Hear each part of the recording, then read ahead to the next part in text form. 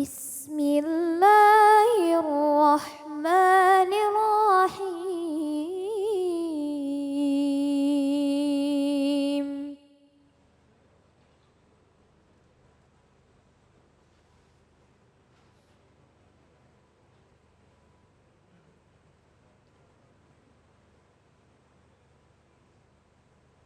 ولا جناح عليكم فيما عرضتم به من خطبة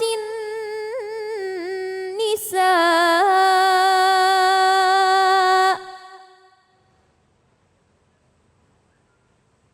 أو أكننتم في أنفسكم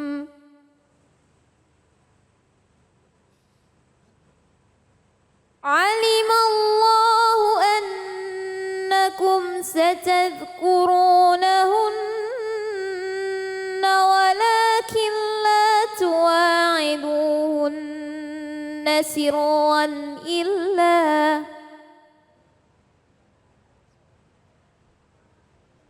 إلا أن تقولوا قولا معروفا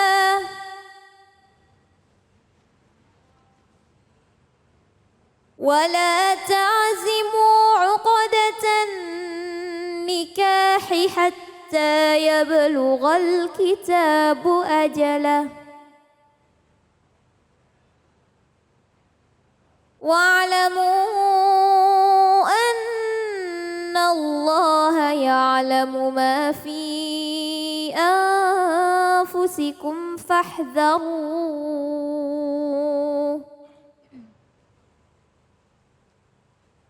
واعلموا أن الله غفور حليم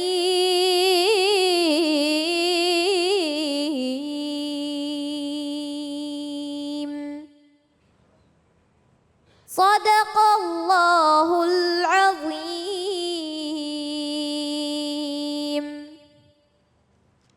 Sadaqallahul Azim. Tadi Ustazah Khaila sudah membacakan Surah Al-Baqarah ayat 235. Bicara mengenai pernikahan, menjelang pernikahan seringkali kita mendapatkan ujian. Bahkan tidak jarang menjelang pernikahan itu dikatakan sebagai masa-masa kritis yang menyebabkan ada yang bisa lanjut menjalankan pernikahan, bahkan ada juga akhirnya gagal tidak jadi pernikahan. Nah, banyak permasalahan dari mulai perbedaan kultur, perbedaan suku, perbedaan latar belakang, dan ada juga ya yang memaksakan sebuah pernikahan karena perbedaan agama. Bagaimana Islam menyikapi ini? Untuk itu hadir bersama kita guru kita, Ketua MUI Bidang Fatwa, Profesor Dr. Kiai Haji Asrorun Niam. Silahkan, Fadhol Kiai. Terima kasih. Bismillahirrahmanirrahim. Assalamualaikum warahmatullahi wabarakatuh. Warahmatullahi wabarakatuh.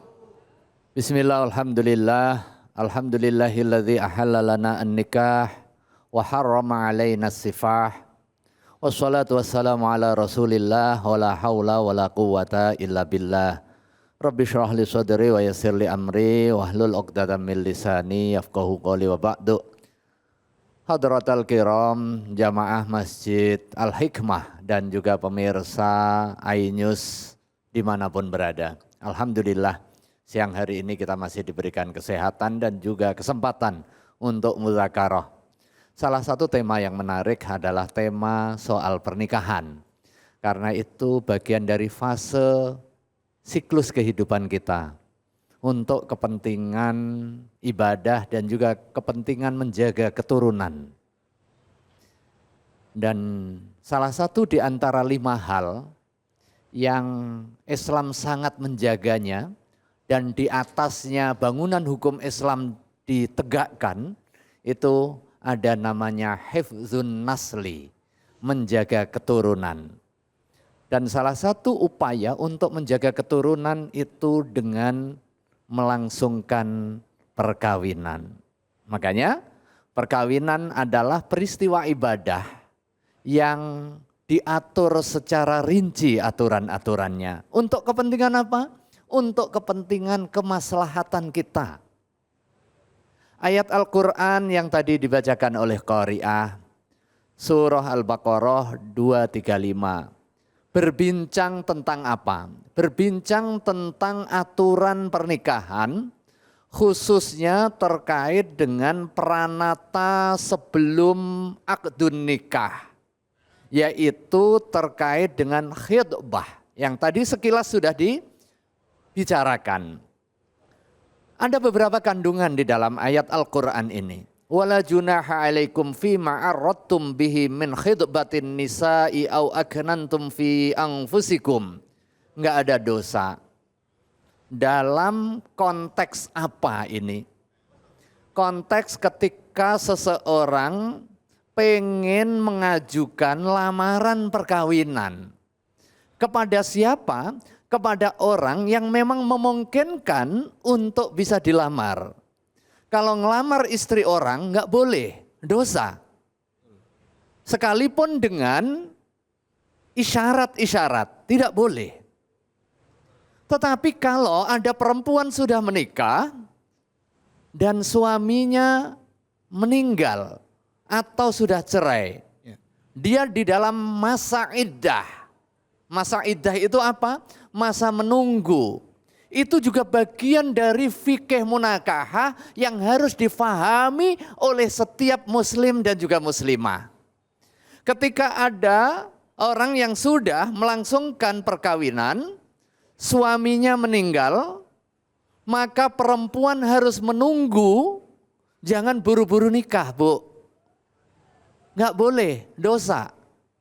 Ada namanya masa iddah. Iddahnya berapa lama? Di dalam ayat Al-Quran yang lain diterangkan. Waktunya disebutkan 4 bulan 10 hari. Walladzina yutawaffawna minkum wa yadharuna azwaja. Yang ditinggal mati dan punya suami, punya istri, meninggalkan istri-istri. Yatarabbasuna bi anfusihina arba'ata ashhur wa asyra. Nah, dalam rentang waktu menunggu itu, si calon suami kalau ada, boleh dia mengkhidbah tetapi dengan ta'rid namanya. Dengan menyindir-nyindir. Nah, menyindir. Ini ibu ini keibuan sekali. Nah, misalnya begitu ini, udah mulai ini. Boleh nggak itu? Boleh. Tetapi khidbah itu tidak kemudian menghalalkan sebagaimana hubungan pasca akdun nikah. Boleh konteks akadnya, boleh konteks khidbahnya, tetapi tidak akadnya. Nah, ini yang harus dipahami. Nah, kemudian bagaimana cara memilihnya? Kalau ini bab soal akdun nikah, kemudian Ustadz David tadi juga menyebutkan sekilas, kita buka ayat yang lain. Ayat 221 surah Al-Baqarah. Kepada siapa kita boleh menikah dan kepada siapa tidak boleh menikah? Yang sudah punya istri tidak boleh. Kemudian kita menikah karena tujuannya adalah ibadah. Menyatukan dua orang untuk kepentingan tujuan sakinah mawaddah warahmah. Maka harus dicari titik-titik kesamaan yang paling banyak.